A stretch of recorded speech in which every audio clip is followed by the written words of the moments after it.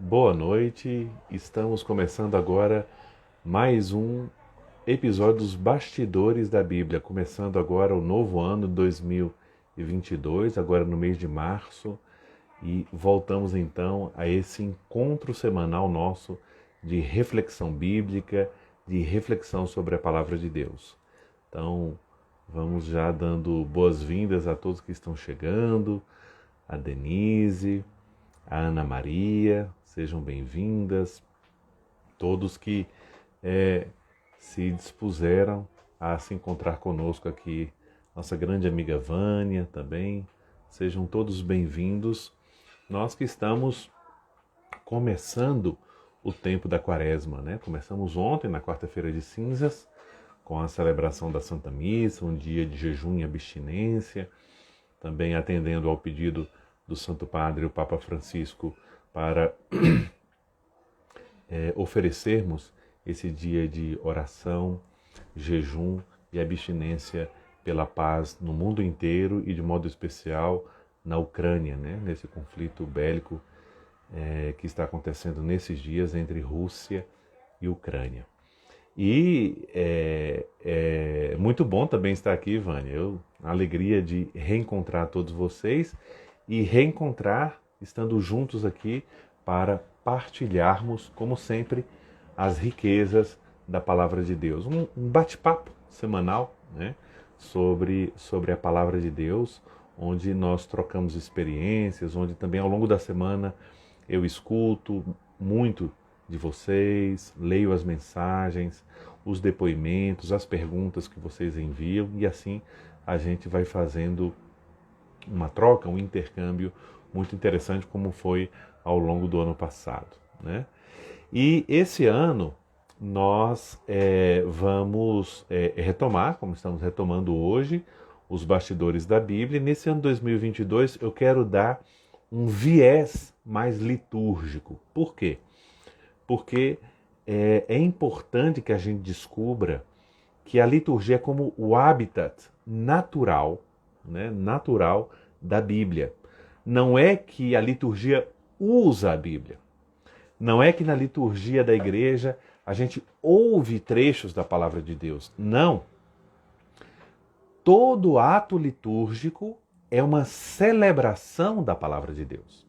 A palavra de Deus faz parte da essência da liturgia cristã, antes de tudo porque o que é a liturgia se não celebrar a Cristo e Ele que é a palavra eterna do Pai que se fez homem? É a celebração de Cristo, do mistério de Cristo e por isso o mistério da palavra que se fez carne, a palavra que se faz alimento e nos alimenta e se nos faz nutrição da alma, né? Então, por isso, nós vamos perceber, e eu gostaria que vocês crescessem nessa percepção, de descobrir a riqueza da palavra de Deus que existe de modo especial na celebração da Santa Missa, na celebração diária, na celebração dominical da Santa Missa, na celebração dos outros sacramentos, na celebração do batismo, do matrimônio, na celebração da unção dos enfermos, na celebração da penitência, agora no tempo da Quaresma, várias paróquias fazem celebração penitencial para preparar a confissão dos fiéis. Então, em todos os sacramentos. E a palavra de Deus, então, não faz só parte da nossa vida privada, né? Quando eu leio a palavra de Deus na minha casa, quando eu faço a minha oração com a palavra de Deus, mas faz parte também da nossa vida como cristão, como família, como comunidade eclesial, como igreja. Então, por isso que eu gostaria este ano de destacar um pouco que os bastidores da Bíblia são também os bastidores da liturgia. E a liturgia, ela é toda embebida, ela é toda alimentada pela palavra de Deus, e a palavra de Deus também nos leva a descobrir as riquezas e os bastidores da liturgia cristã, da liturgia da igreja. E por isso que esse ano eu quis começar justamente no dia de hoje, no início do tempo da Quaresma, e nessa primeira temporada, ou seja, que corresponde ao tempo litúrgico da Quaresma, nós vamos fazer uma experiência bem interessante. O que eu quero propor para vocês nessas semanas da Quaresma, nessas praticamente 6 semanas da quaresma. Nós vamos a cada semana nos concentrar no Evangelho de domingo, né? E a partir do Evangelho de domingo vamos destacar um verbo.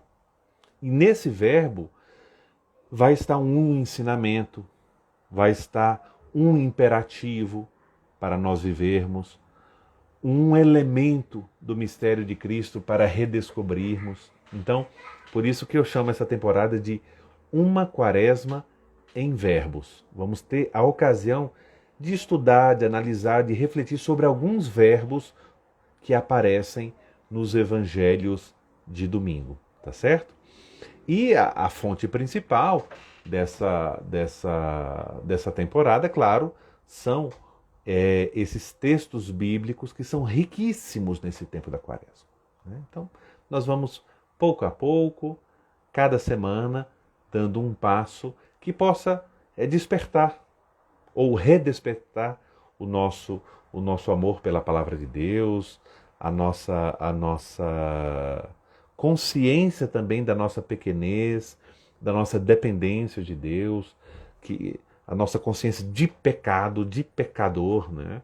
E assim ajudar pelo menos que a nossa quaresma seja de fato um tempo de uma maior escuta da palavra de Deus, né? Então, o que é que nós vamos ver hoje, né? No nosso primeiro episódio do ano 2022, o primeiro episódio aí da Quaresma em Verbos. Em primeiro lugar, queria explicar o tema de hoje, né? Talvez alguns não tenham percebido, mas o tema de hoje, que eu coloquei, desarmando as ciladas do antigo inimigo, é uma expressão que se encontra, se você estiver bem atento, no próximo domingo na missa, no prefácio, aquela parte da oração eucarística ali antes do cântico dos santos, santo, santo, santo. Então o prefácio é a parte da oração eucarística que é anterior a isso. Então é um prefácio que é sobre as tentações de Jesus. E lá usa essa expressão desarmando as ciladas do antigo inimigo. Então Jesus que vence as tentações, as tentações do demônio, Jesus que vence esse demônio que é o antigo inimigo, porque já foi aquele que tentou nossos primeiros pais, ou seja, Adão e Eva, no início da história da humanidade, né?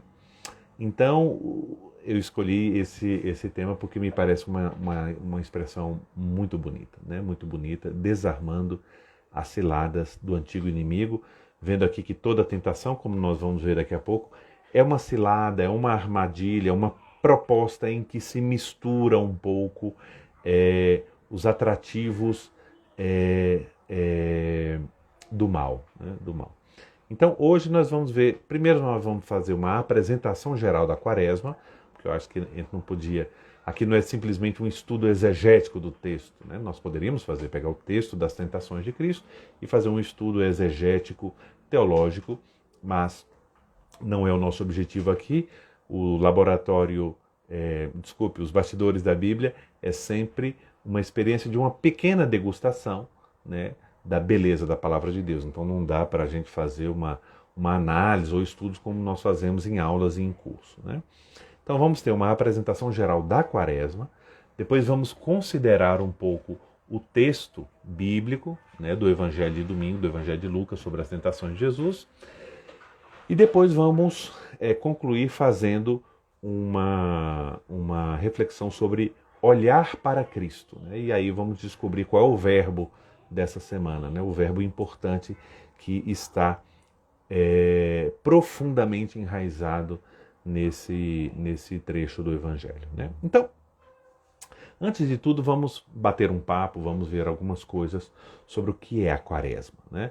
Me desculpe aqui se para você que está escutando, está participando, eu chover no molhado, eu repetir coisas, mas quem sabe isso vale também a pena para quem já sabe refletir um pouco mais, relembrar coisas já sabidas e, quem sabe, aprofundar, né? Às vezes um convite, aqui o nosso encontro de quinta-feira, também um convite a aprofundar aquilo que eu já aprendi, aquilo que eu já sei, né?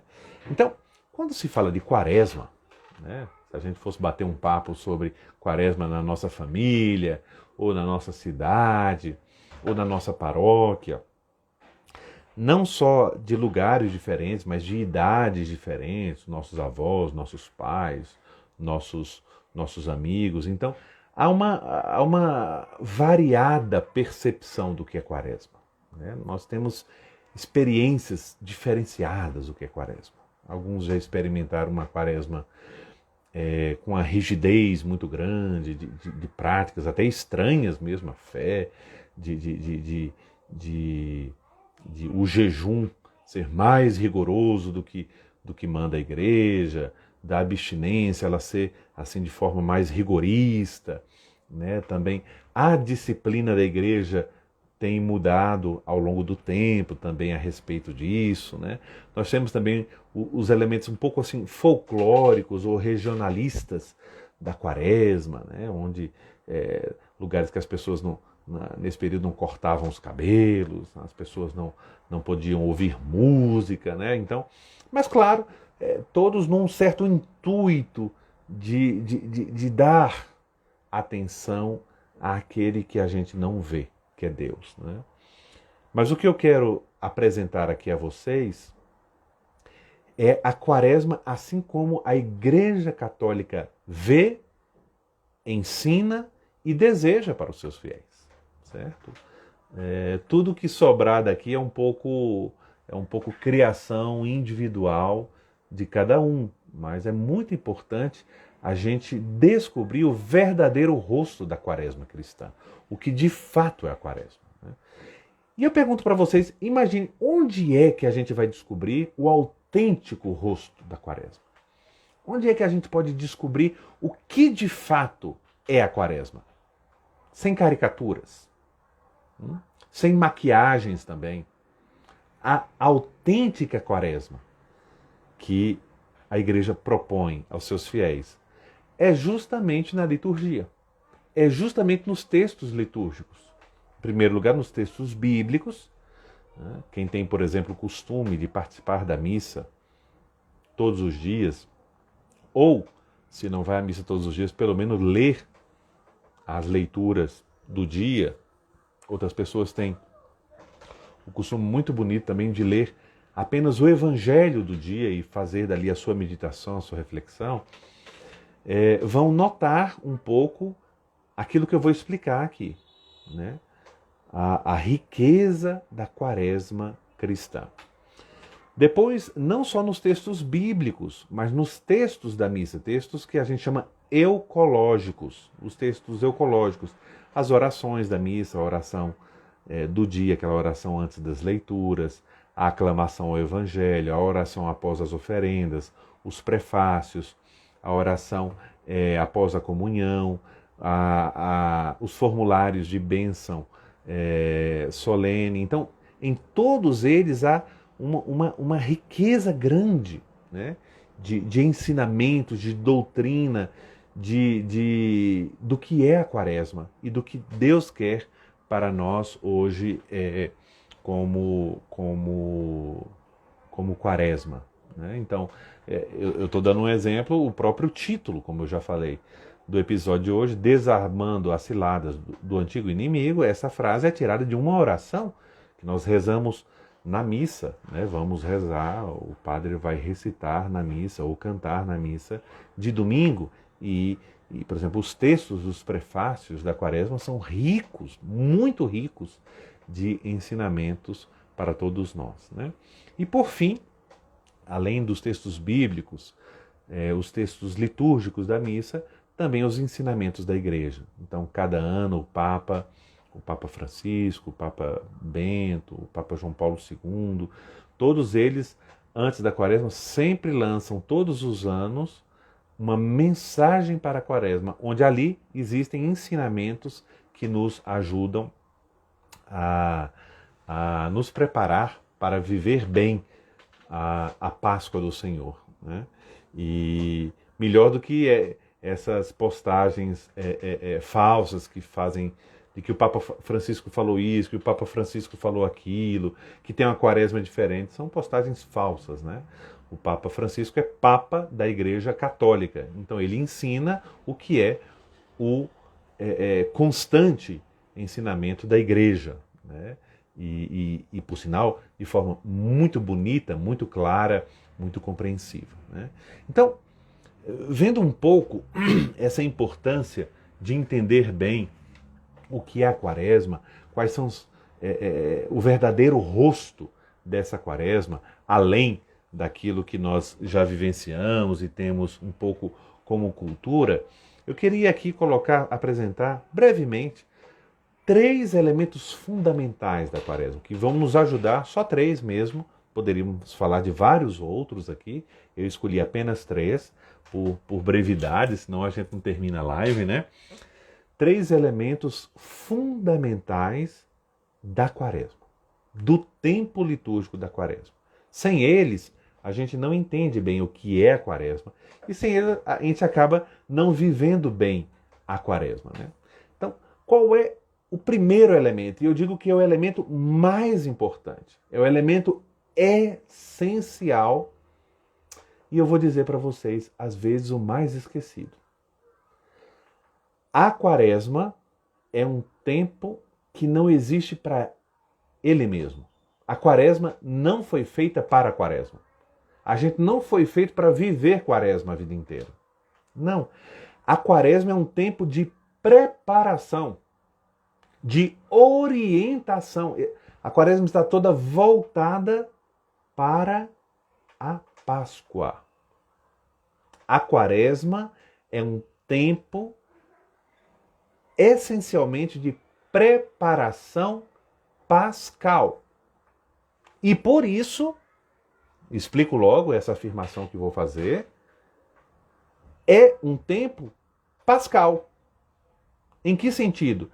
Que nós somos chamados a fazer nele e a deixar que Deus faça em nós, durante esse tempo, uma Páscoa verdadeira. Uma passagem, uma transformação, ou como vamos ver na próxima semana, uma transfiguração.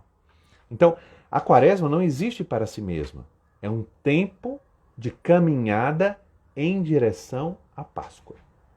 Tudo é em vista da Páscoa, da vida nova, do fato e do mistério da ressurreição de Cristo, da vivência pascal da nossa fé. Então, é um tempo voltado para a Páscoa. E por isso, é um tempo cristológico, ou seja, voltado para Cristo. Não existe quaresma, o centro da quaresma não é o nosso interior.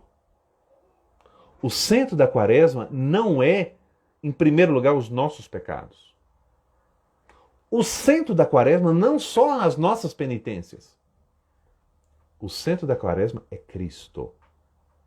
E em Cristo, olhando para Cristo, queremos fazer o que Ele quer.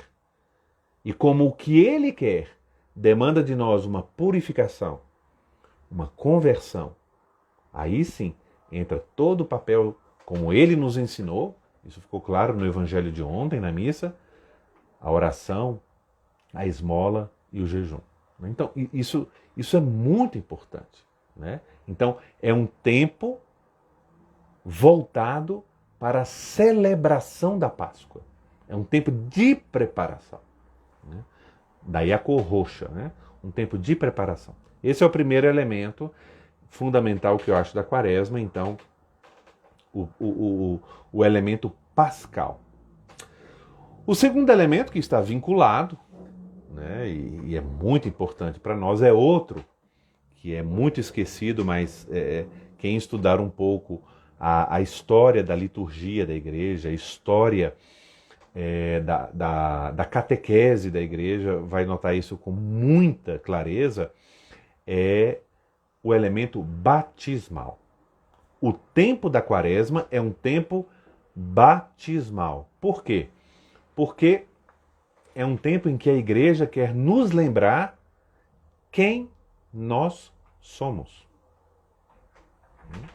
Nós não somos grupos devotos de uma religião, pura e simplesmente. Nós não somos um grupo mundial que pertence a uma ideologia. Nós nascemos da cruz de Cristo. Nós nascemos na participação dessa cruz de Cristo pelo sacramento do batismo. E no batismo, nós não nos tornamos membro de qualquer associação. Nós nos tornamos membros de Cristo, do corpo de Cristo, que é a igreja, do qual Cristo é a cabeça e nós somos os membros. Então, isso é muito importante. Isso tem que estar no substrato, na raiz da nossa oração, da nossa penitência e dos nossos sacrifícios e das nossas esmolas e ações de caridade. Em primeiro lugar, eu rezo. Eu luto contra o pecado. Eu faço penitência. Eu busco amar o meu próximo por ser filho de Deus. Isso é uma decorrência natural, quase que uma decorrência natural do meu ser sobrenatural, do meu ser filho de Deus. Isso é ser cristão. Então, a Quaresma é um tempo de relembrar, reativar e renovar o meu ser cristão, o meu ser filho de Deus, começando com consciência disso. Viver o meu dia a dia, o meu levantar, o meu trabalhar, o meu me divertir, o meu descansar, as minhas relações com as pessoas como filho de Deus, viver como filhos. E é justamente nessa dimensão filial, nessa dimensão batismal, que se insere o nosso chamado à conversão. Ah, porque a Quaresma é um tempo de conversão. Sim, mas conversão não é uma mudança de fachada. Não é uma mudança de comportamento. Quem vende mudança de comportamentos é coaching. E o comportamento é a dimensão externa do ser humano. A dimensão interior são as nossas crenças, as nossas posturas e as nossas convicções. É aqui que acontece a conversão. O comportamento, ele vai ser uma consequência, uma revelação das nossas convicções interiores. Aquilo que a Sagrada Escritura chama de mentalidade. Por isso que a palavra grega que o Novo Testamento usa para falar de conversão é metanoia. É mudança de modo de pensar, de modo de julgar, antes de mudar o modo de agir. Se eu estou fazendo algo, pecado, tem alguma coisa na minha forma de pensar, de sentir, de perceber que não está bem. E aí entra toda a dimensão da virtude, da bondade, da luta contra o mal. Então, o chamado à conversão, ele se insere nessa realidade de viver como filho de Deus. De encarar a Deus de forma diferente. Não como alguém distante. Não como um rei criador e alheio ao mundo, mas como Jesus nos ensinou a chamá-lo de Pai. Meu Pai. Nosso Pai. Então a Quaresma tem essa dimensão batismal. Batismal. Toda tentação tem aqui um desafio sobre a filiação. Não à toa o demônio se aproxima de Jesus e lhe diz: se és filho de Deus, e aí faz a proposta tentadora. E esse chamado à conversão que vem de Cristo, esse viver como filho de Deus, nos remete a Cristo, que é o único e eterno Filho do Pai. Viver como filho é imitar a Cristo. Ser cristão é a imitatio Christi, a sequela Christi, imitar a Cristo, seguir a Cristo. E o terceiro elemento que eu queria destacar, além da orientação pascal, da dimensão batismal, é as armas que Jesus nos apresenta para a gente usar. Isso é para usar sempre, mas na Quaresma usar com mais intensidade nesta batalha para viver como filhos de Deus. Nesta batalha contra tudo o que nos impede, que nos vem como obstáculo para viver como filhos de Deus, que é o pecado, os pecados, essas armas de batalha que Jesus apresentou no Evangelho de ontem, a oração, o jejum e a esmola. E eu queria propor aqui para vocês, rapidamente, para olhar para essas três realidades, para essas três práticas, não, porque quando oração a gente já lembra logo como é que a gente reza, e jejum é a comida, deixar de comer, e esmola dá uma esmola. Não, calma. Por que Jesus escolheu essas três práticas? Acho que Jesus é aquele que mais conhece o ser humano, não é? Deus é quem nos conhece. Quem nos criou é quem nos conhece. Todo autoconhecimento é mais desconhecimento do que conhecimento. O autoconhecimento que nós temos de nós mesmos só vai se tornando autêntico quando ele se espelha no conhecimento que Deus tem de nós mesmos. E no conhecimento de Deus, já que nós somos imagem de Deus. Então, por que será que Jesus quis propor para o cristão, para seus discípulos, para aqueles que foram chamados por Deus para serem filhos de Deus e viverem como filhos de Deus, essas três práticas? Porque se nós olharmos bem a oração, o jejum e a esmola, elas estão ligadas a um elemento mais fundamental, que está na raiz de tudo, que está no alicerce da nossa vida. A oração, o jejum e a esmola são como armas, são como ferramentas pelas quais treinamos para conseguirmos que Deus tenha verdadeiro espaço na nossa vida. Que demos prioridade, primazia a Deus. Na oração, o diálogo, a reflexão. A nossa cabeça funciona como? Como tomo minhas decisões? Diante de Deus? Como é que eu vejo o mundo? Como é que eu vejo as pessoas? Como é que eu vejo o meu trabalho? A partir de que lente? A partir de que critérios? A partir dos partidos políticos? Dos últimos filósofos da moda? Ou a palavra de Deus, o ensinamento de Cristo não tem um papel formador na minha vida? Ou a minha inteligência ela é embebida de qual elemento? Então, a oração, a escuta da palavra de Deus, a reflexão da palavra de Deus, a partir da palavra de Deus para iluminar o que eu estou vivendo agora, de que eu tenho medo, o que eu quero, o que eu penso em fazer, o que Deus quer de mim e eu não quero. Então, isso, a oração. E no meio da nossa rotina, da nossa agenda, dar prioridade a Deus. Como o dia sai diferente. Eu não tenho tempo para rezar, acordar mais cedo. 10 minutos, 15 minutos de oração. O sinal da cruz, invoca o Espírito Santo, lê o Evangelho do dia, faz silêncio, pensa como é que está a sua vida, deixa Deus falar, pergunta para Ele, tem coragem, o que é que eu tenho que mudar?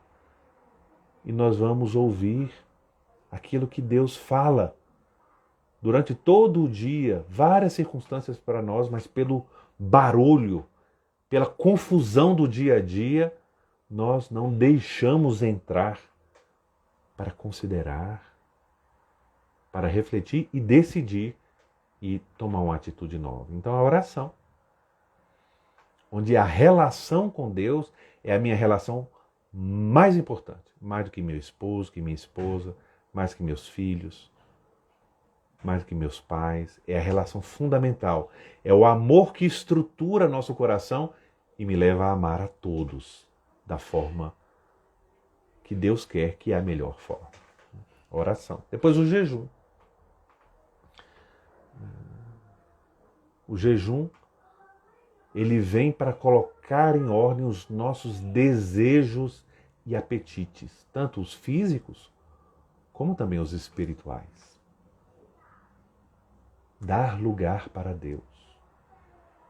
Quanta fome de comida, ansiedade de comida, mas também quanta fome de emagrecer, de parecer bonito, de querer ser aceito pelos outros e para isso fazer qualquer coisa. Como ser escravo da balança e das quantidades de calorias e não dar prioridade para Deus e para os outros que precisam de mim. É o tempo da Quaresma, um tempo de ver de qual é o jejum que eu preciso. E o jejum também é uma reflexão sobre o vício da gula, que é de comer muito, é de perder realmente o gosto daquilo que Deus nos deu para comer, nos alimentar. Alimento não é remédio. A gente não se alimenta só para ser saudável. A gente alimenta-se também para ser feliz, para conviver, para se alegrar com os amigos, com a família, para sentir gosto, para sentir prazer. A Sagrada Escritura está cheio desses elogios ao sadio, hábito de comer bem. Mas isso não nos deve esquecer. Nem os excessos, para muito, ou os excessos também para pouco. Pessoas que não param de se preocupar com a quantidade de comida. Uma preocupação excessiva pela saúde, como se nós fôssemos viver eternamente nesta vida. O jejum, então, é uma prática, comer menos, abster-se de um ou outro alimento, de pensar quem é o fundamento real da minha vida. Na alimentação, na saúde, na busca da saúde, às vezes uma busca pagã da saúde, onde a saúde se torna quase uma deusa à qual todos prestam adoração. E às vezes a busca da saúde nos trazendo de modo excessivo, quando a busca é excessiva e até doentia, é estranho isso, né? Uma preocupação doentia pela saúde, muita gente se esquece de viver, de aproveitar a vida, de viver com os outros, de ajudar, de servir. Então esse é um ponto também, dar espaço a Deus, Deus em primeiro lugar nesse aspecto. E a esmola, quando o apego aos bens, o fechar os olhos para quem precisa de mim, tanto materialmente como espiritualmente, quantas pessoas aí precisam de conversa, de amizade, de compreensão, quantas pessoas precisam de perdão, precisam de atenção e precisam também de dinheiro, da minha caridade, de eu deixar de comprar uma coisa para mim e comprar para uma pessoa que está precisando, dar o dinheiro a quem precisa, ajudar uma família pobre ou uma família vizinha, sem se preocupar com o que o outro vai fazer com o dinheiro. Ah, mas eu não vou dar dinheiro para essa pessoa que ela vai fazer isso. Jesus disse para dar esmola. Não disse para a gente ficar checando a aplicação da nossa esmola. É dar também espaço a Deus aqui, onde aquele que precisa eleva a Deus uma ação de graças por algo que recebeu por doação, quando eu fui lá e dei, porque fui movido também por Deus a me desapegar, a doar, a entregar. Então, só queria dar um pouco, um flash nessas três práticas, que é o terceiro elemento da Quaresma importante, como elas podem ser fonte de forma criativa e variada de criar espaço para Deus. Às vezes nossa vida está entulhada de coisas, de preocupações, e quem sabe entulhada de mim mesmo, de minhas preocupações, de minhas ansiedades, de meus vícios, de meus pecados, e precisa uma operação de desobstrução, de desintoxicação. E essas armas são as ferramentas fundamentais nessa batalha. Então, vamos olhar um pouco, depois dessa primeira parte, em que eu queria apresentar rapidamente alguns aspectos da Quaresma, o texto do Evangelho do próximo domingo, né, que é o texto das tentações de Cristo. Né? Então, quem quiser acompanhar, o Evangelho é o Evangelho de Lucas, capítulo 4, versículos de 1 a 13. Né? Um Evangelho. Já digo que nós vamos ler aqui, eu vou fazer algumas observações só, mas é um Evangelho que valeria a pena, com calma, comentar ele em todas as suas partes. Tanto o relato de Lucas como o de Mateus, no capítulo 4, também são, com algumas pequenas diferenças, são riquíssimos de ensinamentos para mim e para todos nós. Né? Então, Lucas capítulo 4, versículos de 1 a 13. Jesus, pleno do Espírito Santo, voltou do Jordão. Era conduzido pelo Espírito através do deserto durante 40 dias e tentado pelo diabo. Nada comeu nesses dias e, passado esse tempo, teve fome. Disse-lhe então o diabo: Se és filho de Deus, manda que esta pedra se transforme em pão. Replicou-lhe Jesus: Está escrito, não só de pão vive o homem. O diabo, levando-o para mais alto, mostrou-lhe num instante todos os reinos da terra. E disse-lhe: Eu te darei todo este poder com a glória destes reinos, porque ela me foi entregue e eu a dou a quem eu quiser. Por isso, se te prostrares diante de mim, toda ela será tua. Replicou-lhe Jesus: Está escrito, adorarás ao Senhor teu Deus e só a Ele prestarás culto. Conduziu-os depois a Jerusalém, colocou-o sobre o pináculo do templo e disse-lhe: Se és filho de Deus, atira-te para baixo, porque está escrito, Ele dará ordem a seus anjos a teu respeito para que te guardem. E ainda, e eles te tomarão pelas mãos, para que não tropeces em nenhuma pedra. Mas Jesus lhe respondeu: Foi dito, não tentarás ao Senhor teu Deus.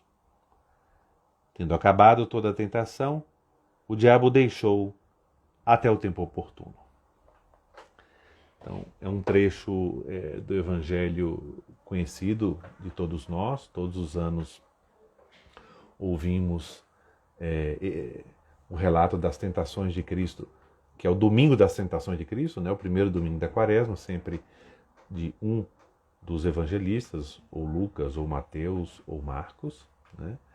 Então, como estamos no ano C, o ano C da liturgia, os evangelhos de quase todos os domingos são extraídos do Evangelho segundo Lucas, né, que tem características bem próprias, bem interessantes, que nós vamos poder considerar um pouco delas ao longo do ano, né, quando vamos refletindo aí sobre os evangelhos de domingo. Mas algo que já aparece bem claro nesse texto que acabamos de ler, o relato das tentações segundo Lucas, é o papel do Espírito Santo.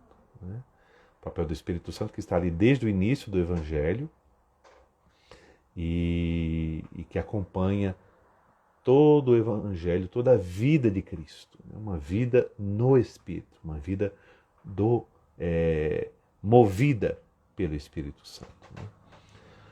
Algo que é importante notar é que este trecho do Evangelho, no capítulo 4 do Evangelho de São Lucas, vem em seguida, vem depois do relato do batismo de Jesus, onde solenemente o Pai declara com a sua voz Jesus como Filho de Deus, como seu Filho amado, e o Espírito Santo que repousa sobre Cristo em forma de pomba, né, cumprindo então a profecia de Isaías, né, que que anunciava, e Isaías anunciava o Messias como aquele que é ungido do Espírito, né? Ungido pelo Espírito, sobre quem pousa o Espírito Santo. E também a genealogia, né, de Lucas. Nós temos duas genealogias. Temos a genealogia de Mateus, que está logo nas primeiras linhas do Evangelho de Mateus, no capítulo 1, e a genealogia de Lucas, que tem as suas diferenças, e é aquela que termina com Adão, né, para mostrar a humanidade de Cristo. Cristo que não é um homem, um ser humano aparente, mas é verdadeiro Deus e verdadeiro homem, né? Então, esse texto está depois desses dois relatos, do batismo de Jesus e da genealogia, e antes do início do ministério público de Jesus. Jesus que começa a pregar e a realizar milagres, né? Então ele está aqui. Então vejam que é um acontecimento na vida de Jesus, que só ele testemunhou. Ninguém estava nas tentações. Durante as tentações, tanto o Evangelho que acabamos de ler nos mostra três personagens, né, que aparecem no relato. Jesus, o Espírito Santo, Jesus pleno do Espírito Santo, após o batismo, pleno do Espírito Santo, essa plenitude do Espírito Santo manifestada, porque Jesus é pleno do Espírito Santo desde a concepção no seio da Virgem Maria, pela união hipostática. Mas essa plenitude do Espírito Santo na humanidade de Cristo, que se manifesta a João Batista e depois ali a toda a humanidade, por isso que a festa do batismo do Senhor na nossa liturgia é também uma festa de epifania, uma festa epifânica, porque manifesta Jesus como o verdadeiro Messias, enquanto que a festa da Epifania, com a visita dos magos, manifesta ele como verdadeiro Salvador de toda a humanidade, né? Toda a humanidade. Então, o relato das tentações é muito importante porque é uma preparação pessoal, individual de Cristo para o início da sua vida pública, do seu ministério público, né? E ali nós vemos ele cheio do Espírito Santo. E onde aparece o Espírito Santo no texto bíblico? Aparece no primeiro versículo, né? Jesus pleno do Espírito Santo, era conduzido pelo Espírito através do deserto. Então, o ir ao deserto, o ir à tentação é uma... E o Evangelho de São Mateus deixa mais claro que é o Espírito Santo que leva Jesus ao deserto, que o conduz ao deserto. Então, o Espírito Santo que conduz à tentação, ao combate da tentação. É uma ação do Espírito Santo. E nesses 40 dias, como é que se manifesta a ação do Espírito Santo?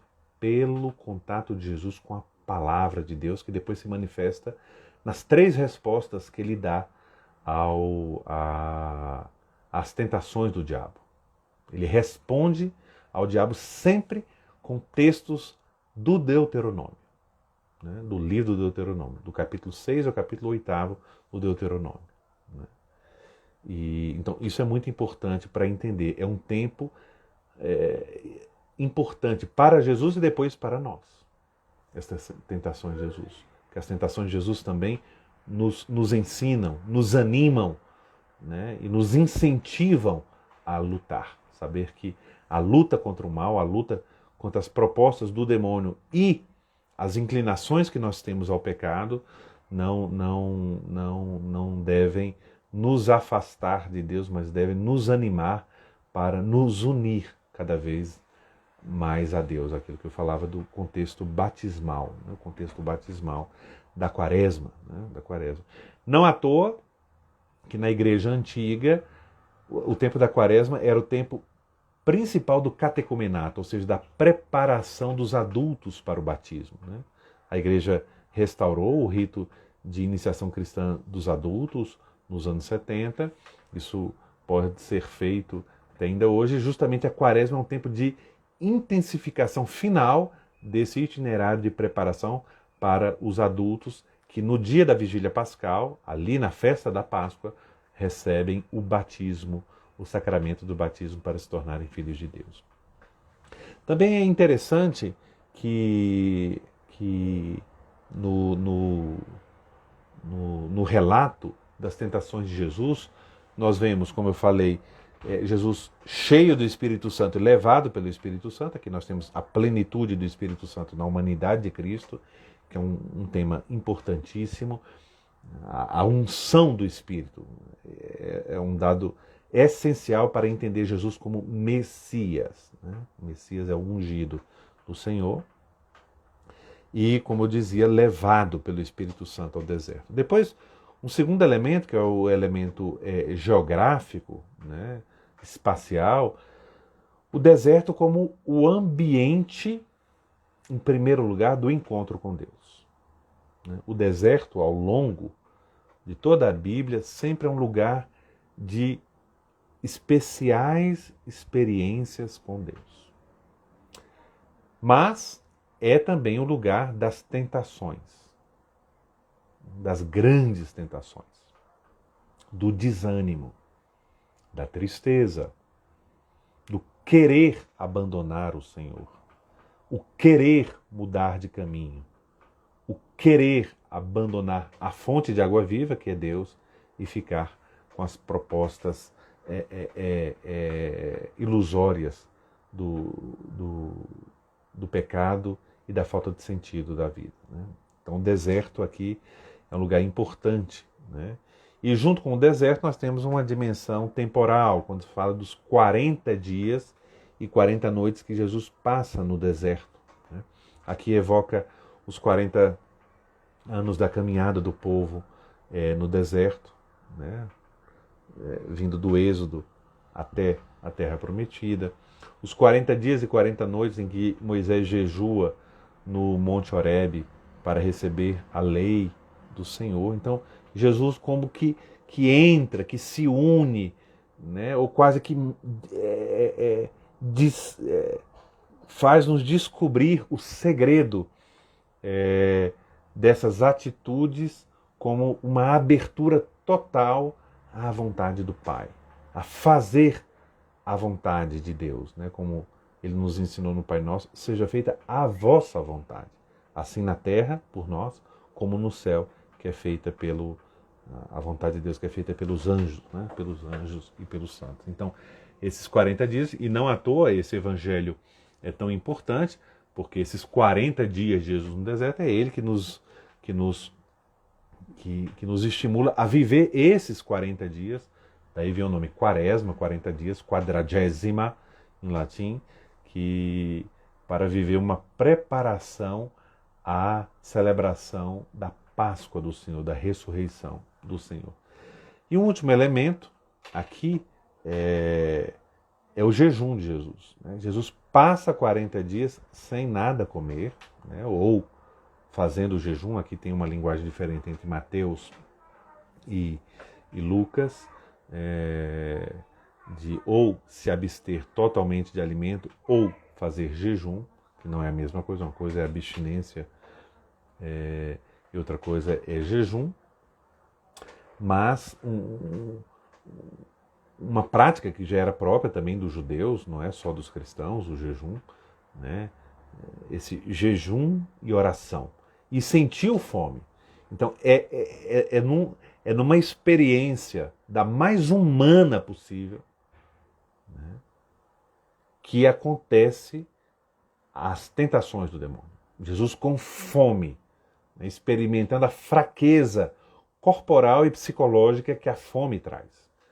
Aqui mostrando que Jesus assumiu em tudo a natureza humana, exceto o pecado, em tudo, em todas as fraquezas, em todos os limites, em todas as dependências.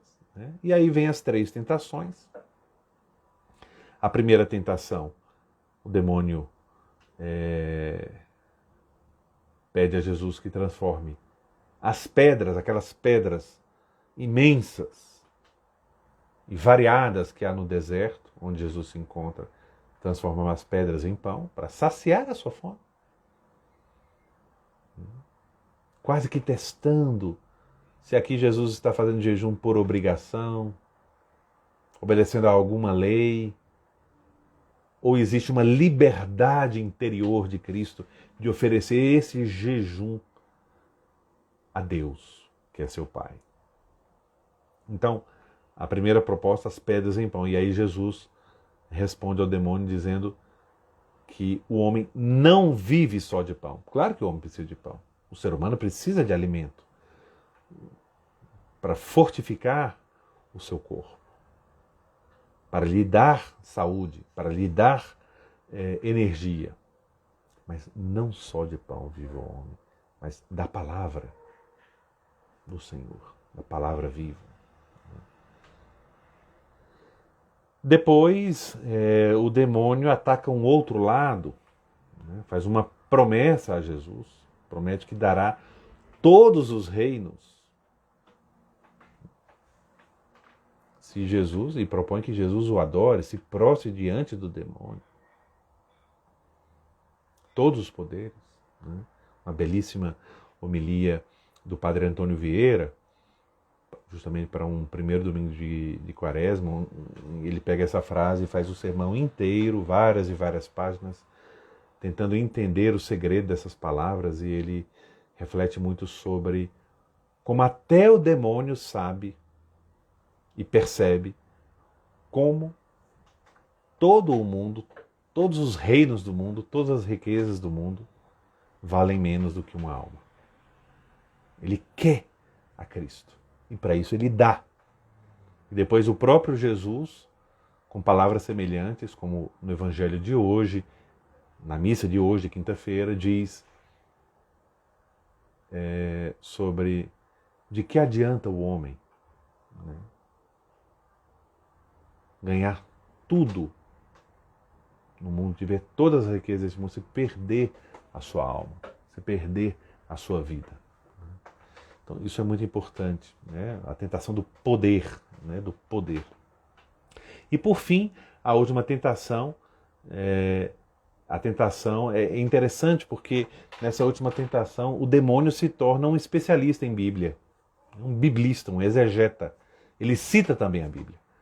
Não cita o Deuteronômio, como Jesus cita, mas ele cita aqui um trecho do Salmo. E faz a tentação baseada no Salmo.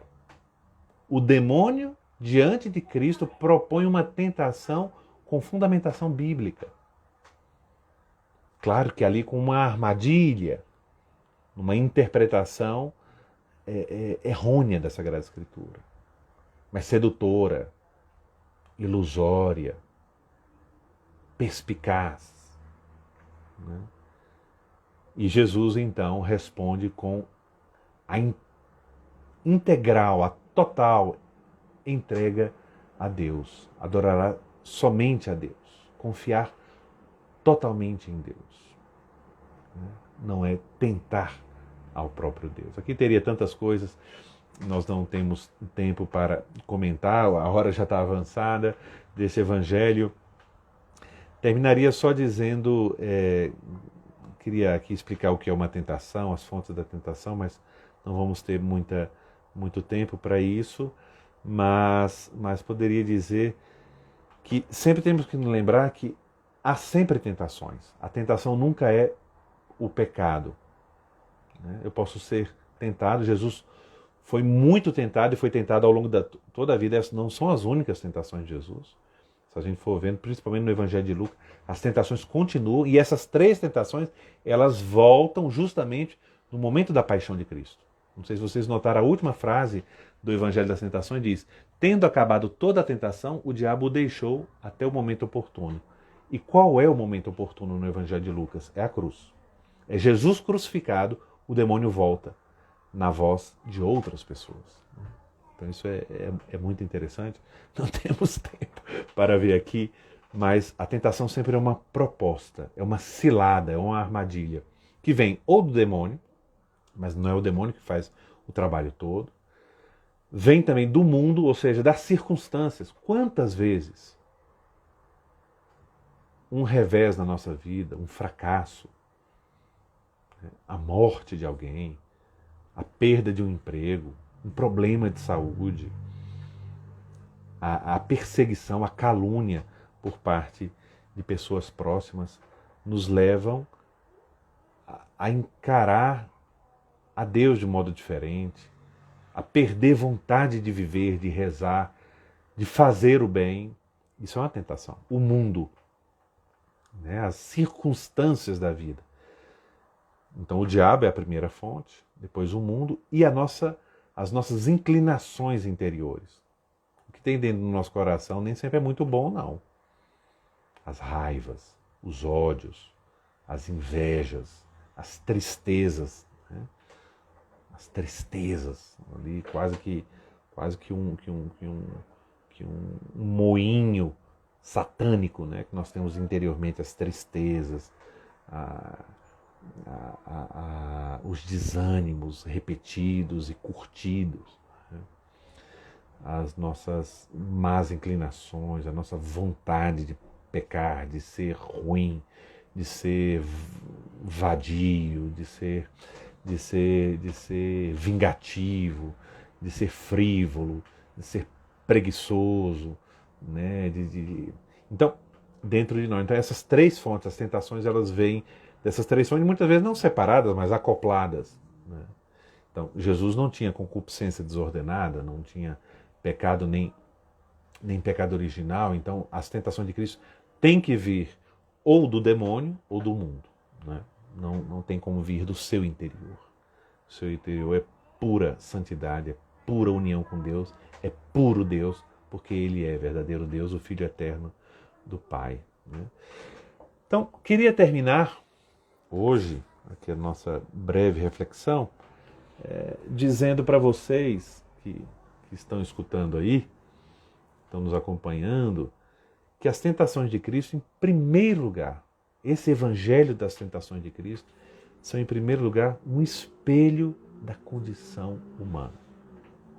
Jesus quer nos mostrar que se eu, que sou todo santo, se eu, que sou o Salvador e o Redentor, se eu, que sou o Deus, o teu Deus feito homem, fui tentado, imagina você.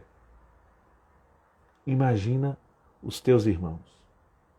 Imagina a tua família, os teus colegas de trabalho. Então, as tentações de Cristo são, em primeiro lugar, um espelho da condição humana. Da condição humana. E Jesus quase que faz uma união, né? Uma apresentação nossa de toda a história da salvação, de toda a história da humanidade.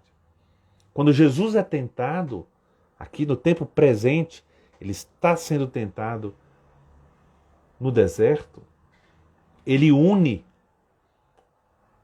o passado, o presente e o futuro. O passado, toda a humanidade, desde Adão e Eva, na primeira tentação, com a serpente, a antiga serpente, o antigo inimigo, passando por toda a história da salvação. O povo de Deus, Abraão, Isaac, Jacó, o Êxodo, Moisés, os juízes, os reis, o exílio da Babilônia, os profetas, até chegar no Filho de Deus, feito homem, que é tentado no deserto. E depois o futuro, nós, Pedro, Tiago, João, Paulo, até cada um de nós, a você, a mim, todos nós, seres humanos, imagem e semelhança de Deus, estamos sempre sobre um fio da navalha, sempre à beira de um abismo, com a capacidade da imensa liberdade que Deus nos deu de dizer não, de dizer não quero, dizer não vou servir, de pecar. Então, olhar para Cristo, primeiro para ver a minha condição, mas não para desanimar, porque o tempo da Quaresma é orientado para a Páscoa. Jesus quer aqui que nós treinemos, quase que fosse uma Quaresma fitness, uma Quaresma de malhação interior, de exercícios de oração, penitência e caridade que nos aproximem mais de Deus. Melhor ainda, não só nos aproximem de Deus, porque muitas vezes nós nos afastamos de Deus, mas Deus está do nosso lado, de reconhecermos que Deus está aqui, do meu lado, junto de mim, que me fala, que me ouve, que me toca, que me abraça, que me conduz, que me levanta, que me encaminha. Essa passagem da Quaresma para a Páscoa, essa Páscoa, tem que acontecer existencialmente na vida de cada um de nós. Das tentações para a vitória. Com essas armas, as armas da fé, as armas da esperança, as armas da caridade. Tentações rumo à vitória, Quaresma rumo à Páscoa. E eu guardei para o final, como sempre eu vou fazer, o verbo. Qual é o verbo? A ação que se esconde por detrás desse evangelho, já que estamos aqui com uma Quaresma em verbos. Cada semana vamos ter um verbo. E o verbo desta primeira semana, deste evangelho das tentações de Cristo, é vencer. Cristo venceu para que nós vencêssemos. Vamos, e com isso eu quero terminar, esse vencer por Cristo, com Cristo e em Cristo, é o grande ensinamento do primeiro domingo da Quaresma. Um ensinamento que quer que cale em nós, que se aprofunde em nós e que se torne numa atitude renovada na nossa vida. Sobre essas tentações de Cristo que nos ajudam a vencer, queria terminar com um trecho de uma homilia de Santo Agostinho sobre essas tentações de Jesus. E aí gostaria que vocês ouvissem com carinho, é breve. Diz assim Santo Agostinho há mais de 1600 anos atrás. Portanto, o Senhor transfigurou-nos em si quando quis ser tentado por Satanás. Líamos há pouco no Evangelho que o Senhor Jesus Cristo era tentado pelo demônio no deserto. Na verdade, Cristo foi tentado pelo demônio. Mas em Cristo também tu eras tentado. Porque ele tomou para si a tua condição humana para te dar a sua salvação. Para si tomou a tua morte para te dar a sua vida. Para si tomou os teus ultrajes para te dar a sua glória. Por conseguinte, para si tomou as tuas tentações para te dar a sua vitória. Se nele somos tentados, nele também vencemos o demônio. Se te fixas no fato de Cristo ter sido tentado, considera também que ele venceu. Reconhece-te tentado nele. Reconhece-te nele vencedor. Bem poderia ele ter mantido o demônio longe de si. Mas se não fosse tentado, não teria ensinado a você a vencer a tentação. Então, meus amigos, era isso que eu queria trazer para vocês. Uma Quaresma pascal, uma Quaresma autêntica e verdadeira voltada para a Páscoa, é uma Quaresma que é vitória. Não porque somos melhores, não porque já vencemos tudo, não porque seja fácil, porque ele venceu. E na vitória dele está o meu combate. Na vitória dele está a minha vitória. E por isso vale a pena, hoje à noite, dormir. Descansar. Confiando naquele que não dorme nem cochila, que é o guarda de Israel. E amanhã, quando o sol se levantar, eu também me levanto para lutar, sabendo que alguém mais santo do que eu, alguém que me ama, alguém que é meu Criador e meu Redentor, já venceu por mim. O que então sobra para nós? O que é nossa tarefa? Entrar na vitória dele. Não soltar a sua mão forte e carinhosa, porque ele vence em nós, vence por nós, e ele vence sempre. O verbo era esse, vencer. Na próxima quinta-feira temos outra reflexão sobre outro trecho do Evangelho, sobre outro verbo, mas sempre nesta Quaresma. E na nossa vida, o centro é ele, Jesus Cristo, aquele que vence. Uma boa noite para vocês, até a próxima quinta-feira. Tchau!